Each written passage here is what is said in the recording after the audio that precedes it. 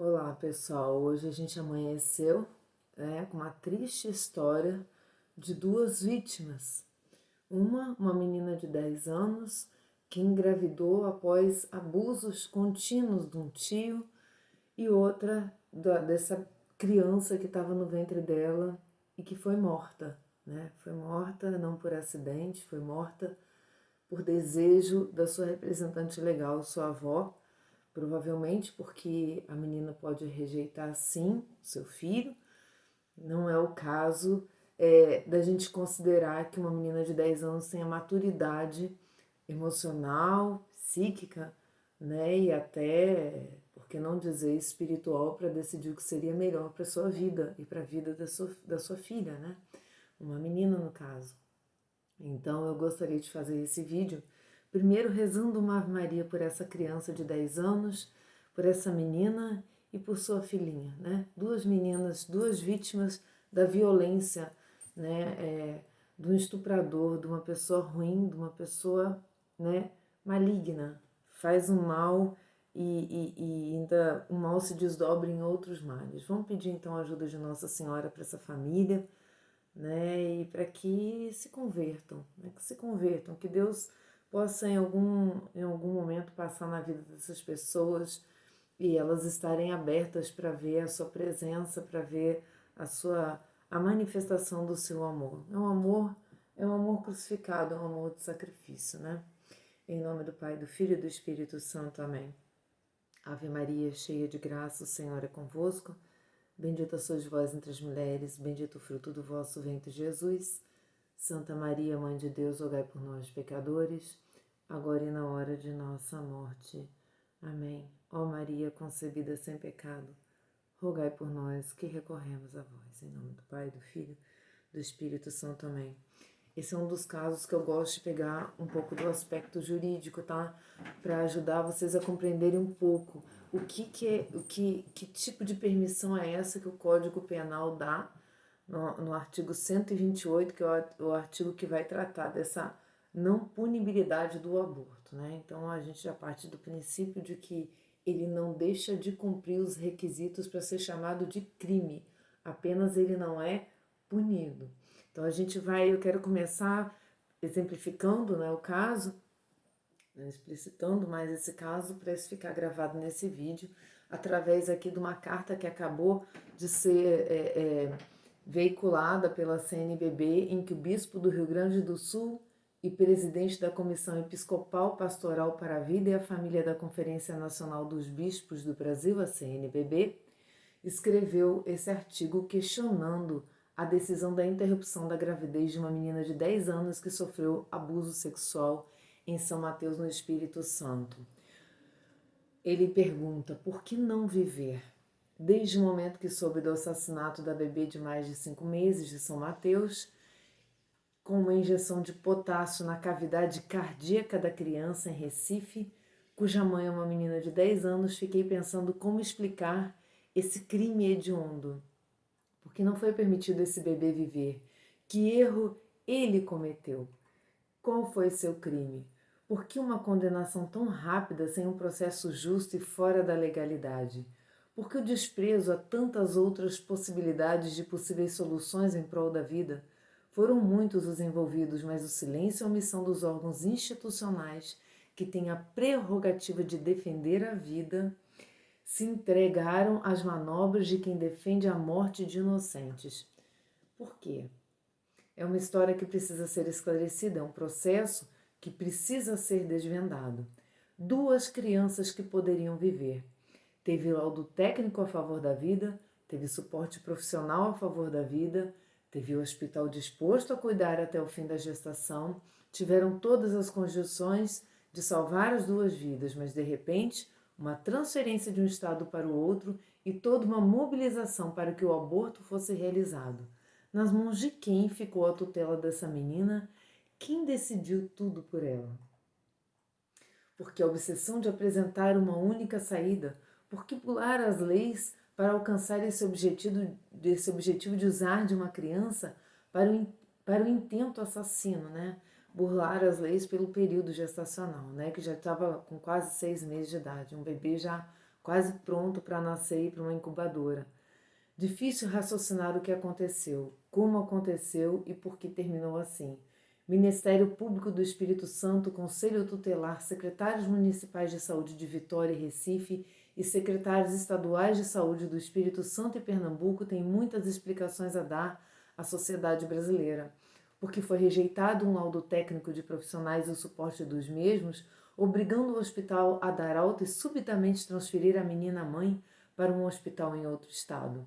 Há claramente um abuso de poder que merece ser investigado. Mas de tudo isso ainda resta a pergunta: por que o bebê não pôde viver? Porque foi sentenciado à morte mesmo sendo inocente e tendo todas as condições para vir à vida, com os devidos cuidados e com apoio técnico profissional à disposição. Por que optaram pela morte e não pela vida, desrespeitando a lei, pois se trata de um bebê de 22 semanas? Se não somos capazes nem de defender nossa própria espécie, que tipo de humano estamos nos tornando? Estamos negando na nossa própria humanidade, né? A violência do estupro e do abuso sexual é infame e horrenda, mas a violência do aborto provocada em um ser inocente e sem defesa é tão terrível quanto.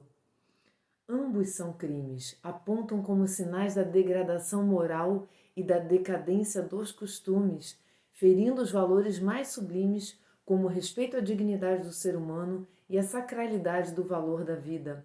Mesmo sendo rechaçados pelo nosso discurso religioso em prol da vida, quero dizer que não se trata de nenhum fundamentalismo, mas do uso da reta razão.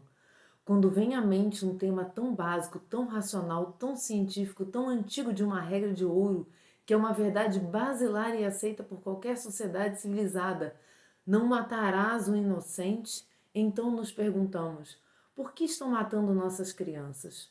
Ou perdemos o fio da história, ou nos tornamos reféns de uma razão autodestrutiva que se odeia e, por isso, mata o seu futuro antes de nascer.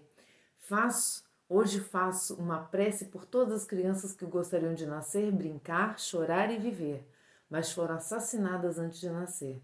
Esperamos explicações e respostas sobre esse caso. Chega de violência, não ao aborto, escolhe, pois, a vida. Rio Grande do Sul, 17 de agosto de 2020, Dom Ricardo Roupers, presidente da Comissão Vida e Família da CNBB.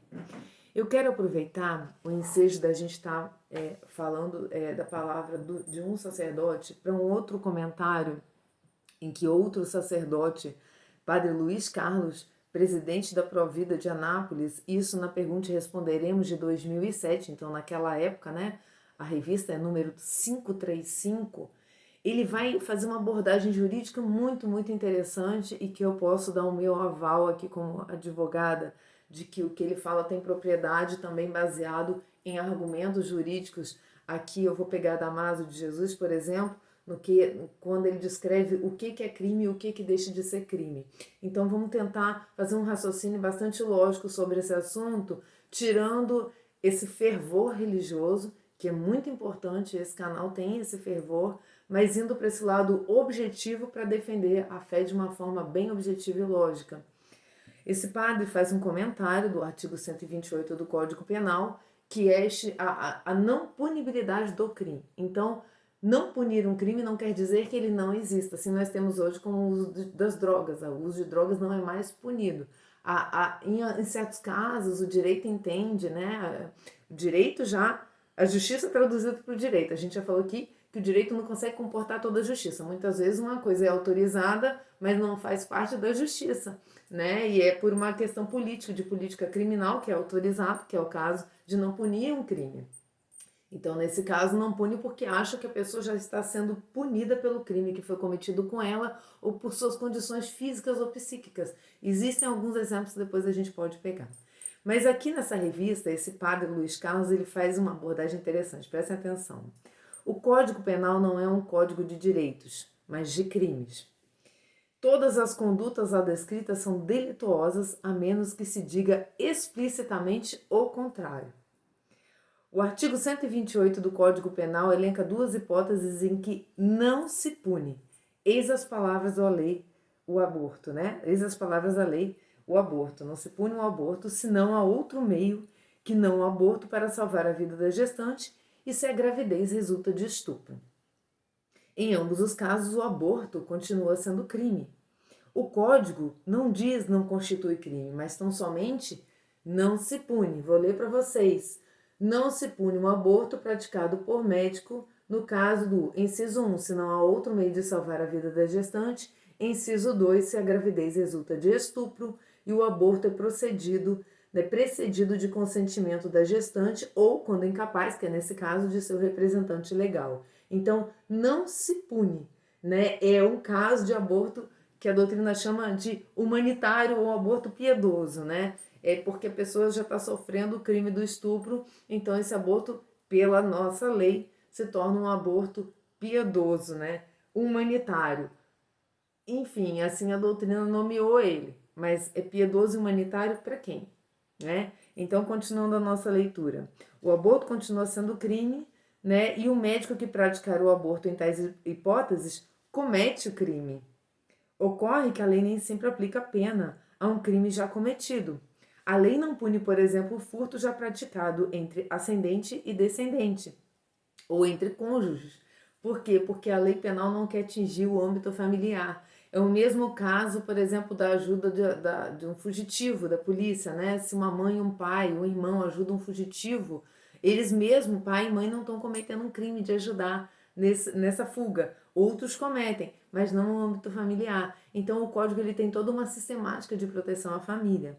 Não se trata de um furto legal nesse caso, que eu estou dando esse exemplo, pois o crime permanece, só apenas não é punido. Desaparece a pena por razões de política criminal, como eu vinha falando no início do vídeo, né? Então, de modo algum, o Código Penal pode dar permissão prévia para abortar. Por quê? Porque, inclusive, o 121, que é o homicídio, visa proteger o bem maior do ser humano. O primeiro crime do Código Penal é o crime, é a proibição do crime contra a vida. E o aborto está nesses crimes contra a pessoa. Ele está nesse capítulo do Código Penal dos crimes contra a pessoa. Abortar é um crime, sempre vai ser um crime contra a pessoa, retirar a vida de uma pessoa. Então, né, e isso a gente pode ver, por exemplo, no crime de aborto mesmo, provocar aborto com ou sem consentimento da gestante, reclusão de 1 a 4 anos, né? Então, o crime é qualificado, ele é um fato típico, ele está previsto em lei, e ele é um fato antijurídico, né? Quem praticar o crime está cometendo uma antijuridicidade, está violando um bem penalmente, né, um bem juridicamente protegido, que é a vida. Então, não existe a não criminalização do aborto em nenhuma hipótese na nossa lei. Né? Não existe o direito de abortar, por exemplo. Existe a não punibilidade nesses casos, tá? Mas o STF decidiu legislando sobre o anencéfalo também, né? Mas aí já não vou pegar nesse tema porque já vai fugir um pouco, mas vamos lá.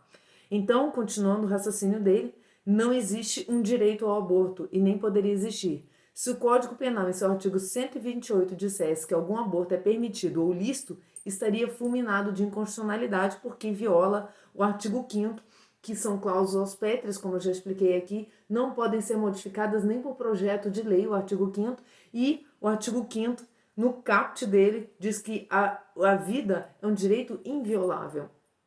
Por motivo nenhum eu posso violar uma vida. Logo, não há caso de aborto autorizado pelo Código Penal brasileiro. Continuando, outro erro jurídico. Nesses casos, a ação do Ministério da Saúde não pode ser outra que seguir a lei e dar condições de segurança ao procedimento abortivo, como a gente vê hoje o SUS fazendo esses procedimentos. Isso é um outro grave erro, e ele vai explicar muito bem aqui, vou usar as palavras dele, porque Dom Estevão mesmo quis trazer isso para nós, né?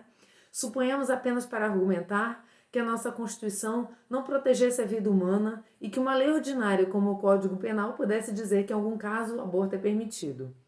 Ainda assim, o Ministério da Saúde estaria muito longe de dizer que é obrigado a favorecer tais abortos com dinheiro público, pois nem tudo o que é lícito fazer é desejável pelo Estado que faça. Fumar é lícito, no entanto, seria absurdo que o Ministério da Saúde, baseado nessa licitude, lançasse uma campanha de fomento ao tabagismo ou ao fumo ilegal. O Ministério da Saúde gasta dinheiro não para estimular, mas para combater o fumo, mesmo não sendo ele proibido por lei. Compreendem? Se o Estado usasse o dinheiro público para financiar uma campanha pró-tabagismo, cometeria um absurdo menor do que o que comete ao usar dinheiro público para promover o aborto no SUS. Então é uma lógica muito interessante que ele usa, né?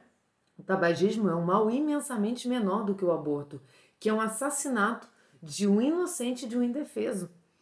Mesmo que houvesse um aborto legal no Brasil, seria dever do Estado não favorecê-lo. Para o administrador, não é permitível fazer qualquer coisa que a lei não proíba. Isso só vale para o particular. Isso é uma máxima de direito administrativo em que o Estado só é obrigado a fazer o que a lei lhe impõe. O que lá, né, entre os deputados e os senadores, eles conversando fazem a lei. Eles são obrigados a confeccionar a lei. O Estado age através da lei. Então o Estado só pode agir através da lei. Ele está adstrito à lei para ele não invadir as liberdades humanas. E o particular pode fazer tudo o que a lei não proíbe. Essa é uma máxima do direito administrativo, é isso que ele está querendo dizer aqui, tá? Então, essa é não é a doutrina do padre, ele está dizendo, ele cita vários juristas aqui, né? Eu não vou fazer uma lista grande. Trata-se de uma questão de bom senso aliado a um mínimo de cultura jurídica. E ele pega o exemplo da norma técnica que José Serra editou lá no governo do Lula, né, de prevenção e tratamento dos agravos resultantes da violência sexual contra mulheres e adolescentes, em novembro de 1998, que oficializou a prática de aborto pelo SUS, e ele critica. Simplesmente ele fez porque quis, né? E ao assinar, cometeu abuso de poder e desvio de finalidade, pois se o aborto é crime, como pode o Estado atribuir-se a tarefa de cometê-lo? O infeliz ato administrativo de José Serra foi seguido por outros piores durante o governo Lula. De lá para cá, vem se multiplicando os hospitais públicos que fazem o serviço de matar crianças, o que não é tarefa do Ministério da Saúde. A administração pública tem o direito e o dever de anular seus próprios atos quando perceber que estão contaminados de ilegalidade, o que não serve ao interesse público. A súmula 473 do STF, isso é uma máxima do direito administrativo de autotutela, em que o direito administrativo, a partir de uma norma que ele edita, né, uma regra que ele edita, ele pode anular essa regra, né? Ele tem o poder de se autotutelar. E aí eu quero também pegar na pergunta e responderemos, número 388 de 94, né, há um comentário de um arcebispo da França, de Autun. Na época ele era arcebispo, em 1993, né, o Monsenhor Gabriel Vanel. A declaração dele é de 19/10/1993. Eu só queria pegar essa frase para a gente meditar um pouquinho, entremear com essa questão jurídica, porque é interessante. O bem jurídico tutelado é a vida. Então a gente tem que entender a vida. O que é a vida, né? A destruição voluntária de um feto vivo, vai dizer ele, é um homicídio. A lei civil que permite o aborto não pode contradizer esta evidência. Apenas pode dar-lhe outro nome para tirar-lhe a índole dramática. Falam hoje em interrupção voluntária da gravidez. A lei civil também não pode substituir a consciência, e a consciência não pode ter como bem aquilo que é mal. A ciência não foi dada aos homens para suprimir a vida, mas para distanciar as fronteiras da morte.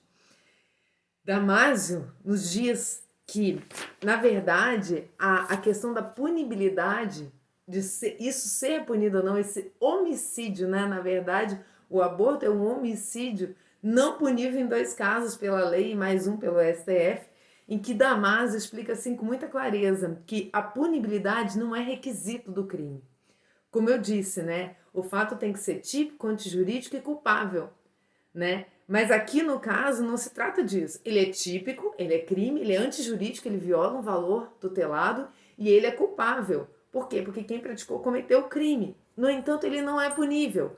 Mas Damásio explica, a punibilidade não é mais que a aplicabilidade da sanção, a possibilidade jurídica a ser imposta. Por que é uma possibilidade? Porque se o Estado tiver uma política criminal de não punição do crime, como se deu no 128, ele não vai deixar de ser crime, ele apenas não vai ser punido.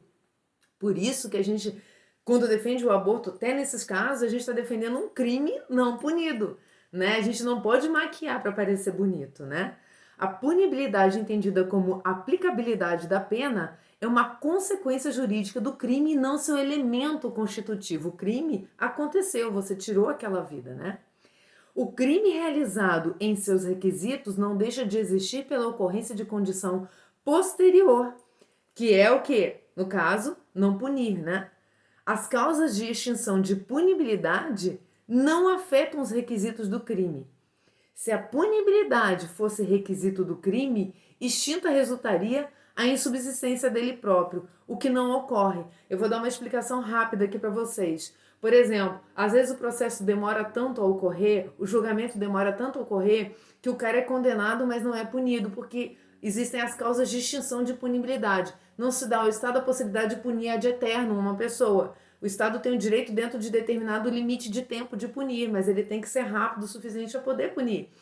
Então, isso não quer dizer, se o cara não é punido pelo fato de ter se extinguido a punibilidade dele, né, a prescrição dessa punibilidade, isso não quer dizer que ele não cometeu crime, porque se ele cometer esse mesmo crime no período indicado pela lei para causar uma reincidência, essa reincidência acontece, mesmo que ele não tenha sido punido. Então a gente tem que ter essas coisas muito claras, porque são fatos jurídicos em que esses discursos pró-aborto, eles dizem que há descriminalização do aborto. Não, não há descriminalização do aborto. O Guilherme Nutti, que é um outro comentarista que eu tenho, um outro jurista que comenta, ele diz, né, que é uma impropriedade do legislador, que o legislador deveria dizer que não há crime. Mas o legislador não quis dizer que não há crime. Ele disse que, na verdade, o legislador cometeu um erro de não dizer que não há crime e apenas dizer que não se pune. A palavra do legislador é não se pune. E o Guilherme Nutti diz, existiu ali, trata-se de um equívoco do legislador, pois parecendo ser uma escusa absolutória, melhor teria sido dizer não há crime. Então, existe uma segunda corrente que diz que sim, é correta essa expressão, pois está a lei dizendo que não se pune o aborto, o que significa que o fato típico deixa de ser punível, equivalendo a dizer que não há crime. Então, ele está contradizendo o que nos ensina Damasio. Você vê que o direito não tem um conceito fechado sobre isso. No entanto, pela lógica, a gente entende que se o fato é típico, ele está tipificado em lei, mas não é punido, ele está tipificado, ele é crime. Então, não tem como você maquiar para parecer bonitinho. E ele cita uma posição contrária dele, de Afrânio Peixoto, que diz que é santo o ódio da mulher forçada ao bruto que a violou. Concluir daí que este ódio se estenda à criatura que sobreveio a essa violência, ou seja, o feto, né? É dar largas ao amor próprio ciumento do homem, é fazer o estupro ganhar margens maiores, além de cometer, de matar aquela infância de 10 anos, está matando uma outra infância que está sendo gerada naquele ventre, né? Dar largas, né, ao criminoso.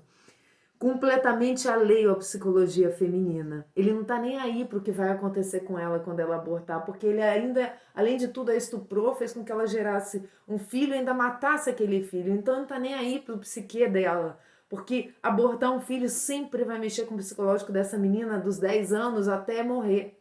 Ela vai ter a consciência de que ela arrancou a vida de um filho dela, né? Um filho é sempre um coração de mãe que passa para um novo corpo. Olha, outro jurista, né, que comentou aqui, e esse jurista, que o Guilherme Nutti, que é contrário a essa concepção, fez questão de apresentar o outro lado, que não é o lado dele. É muito interessante isso também, né, essa possibilidade dos juristas não concordarem, mas ao mesmo tempo se citarem. É uma questão de nobreza no direito isso, né?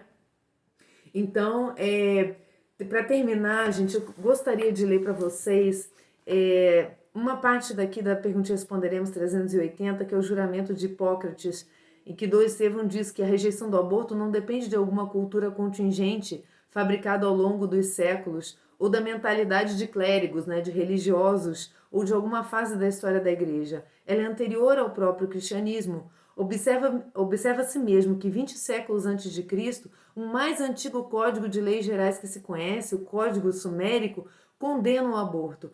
4 séculos antes de Cristo, Hipócrates, o grego conhecido como o pai da medicina moderna, condenou o aborto e a eutanásia. Né? Então, para repudiar essa prática do aborto, não é necessário apelar para princípios religiosos. Vai dizer aqui Hipócrates, né? Há mais de 20 séculos, os médicos dos países civilizados adotaram o juramento de Hipócrates. Ora, Hipócrates tornou a medicina uma profissão honrada justamente por separar o matar e o tirar a vida do curar e salvar a vida. O juramento de Hipócrates diz expressamente: não darei à mulher presságio abortivo. Né? Então, é para ver que isso está na nossa concepção de ser humano, defender sempre a vida. E só para não deixar passar, o aborto excomunga automaticamente o lado de sentença. Então vamos rezar para que essas pessoas voltem para o seio da igreja pelo arrependimento. Tá? Fiquem com Deus e tenhamos sempre distinto, né? Punibilidade e crime são coisas distintas. Fiquem com Deus.